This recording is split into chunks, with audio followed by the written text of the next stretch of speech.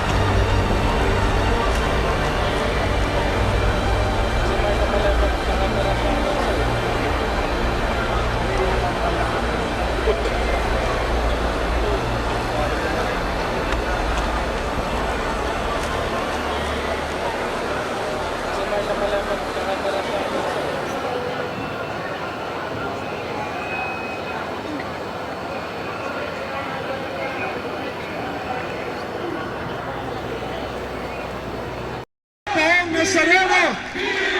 Viva Poong Nazareno! Viva Poong Nazareno!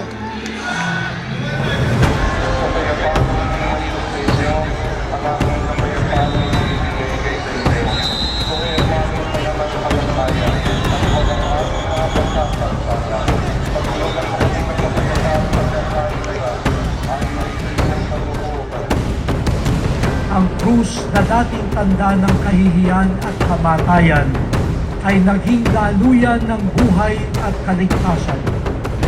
Sa krus, iniunat niya ang kanyang mga kamay at inialay ang kanyang buhay para sa kaligtasan ng lahat.